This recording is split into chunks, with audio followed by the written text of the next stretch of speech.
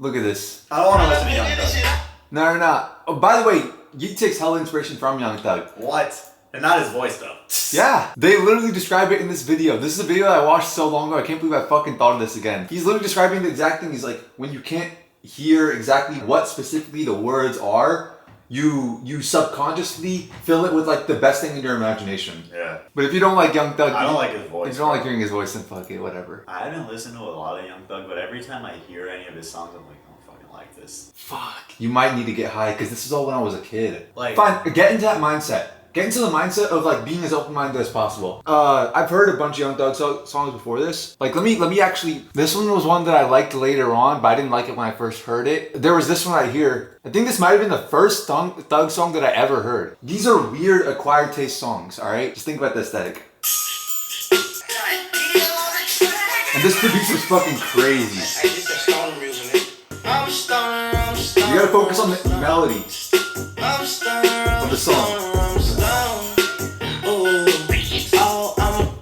So you can kind of hear out he's like these other artists in that he doesn't really care about lyrics at all. He's trying to make his voice into an instrument. Yeah. He's using his voice as an instrument. In the fucking car. No, I don't like his voice, bro. You don't like his voice? No, not at that part. Like the beginning of the song was alright. Like that's something I feel like I would only listen to if like I would never put that song on. Like if like that's like when I was hearing that, bro, I'm like, this feels like 2017. You, me, FaZe, Nair, Sean were in the fucking car. In the car, it goes crazy. Yeah. But I feel like if I was alone or even with one other person, bro, I would never play that song.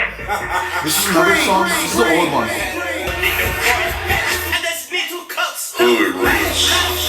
I fucking knew it. The moment it said, "Oh, this bullshit," I knew there was gonna be hella tags in here. When you're like in Nair's basement in his little studio room and blasting the shit at full volume, 10 other people be like this, like fucking throwing water in there and shit like that. But this was the first song that I heard from Young Thug that I was in the car listening to this, and I was like, "Whoa, this actually sounds kind of fucking wavy. I kind of like this."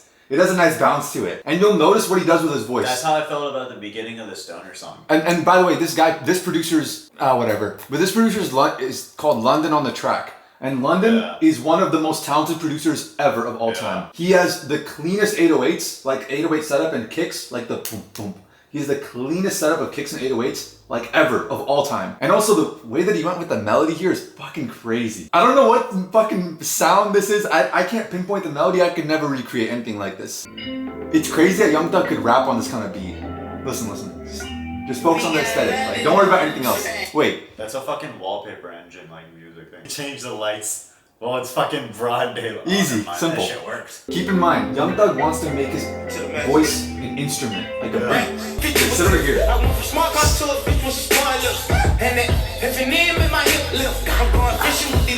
Feel the bass.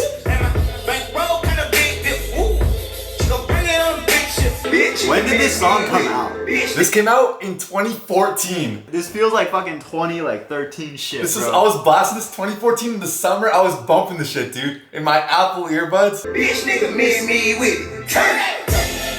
I back in 11, I back in 11. Boom. I ran in the beer, my This is Thug. Yeah.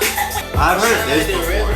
But like, you get the appeal now? There's an appeal to Young Thug. It's an acquired taste. Yeah. The more and more you get used to it, the more and more you'll like it. And then you'll realize, like, the shit that he does, you can hear inspiration that he takes from this kind of shit. First of all, this dude entirely cares about the aesthetic of his voice, not the lyrics at all. So the way he does his ad-libs is he fills up all the empty space. Yeet also does that. Yeah. Like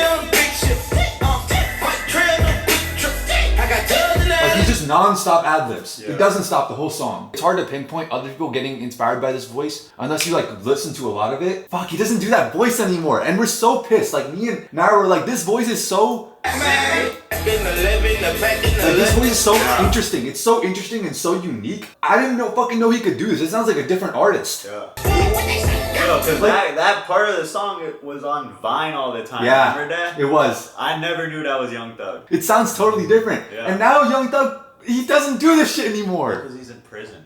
Well, he also... Yeah, that's true. But yeah, Young Thug is considered one of the most influential artists of today. Yeet was a creation of all of that late stage SoundCloud rap. And all the late stage SoundCloud rap was created by Trippie Redd and Lil Uzi and XXXTentacion and Lil Pump and all those other guys. What happened to Lil Pump? And he fucking fell off. No, he fell. Does he still make music? Yeah. No way. Yeah, he does. Hold on. Play his most recent song. I haven't heard Lil Pump since literally like maybe 2018, bro. And then they're all products of a combination of a few artists, particularly Young Thug and Chief Keef, particularly them two.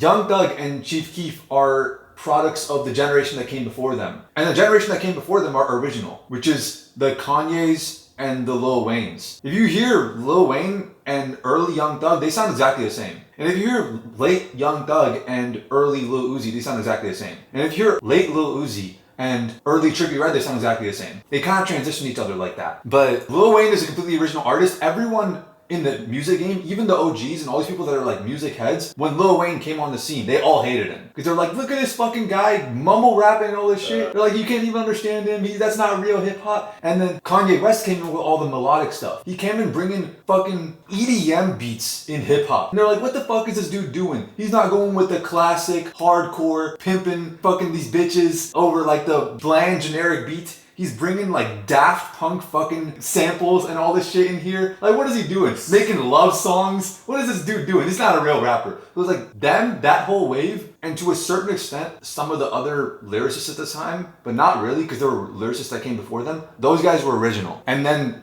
everything transitioned from them.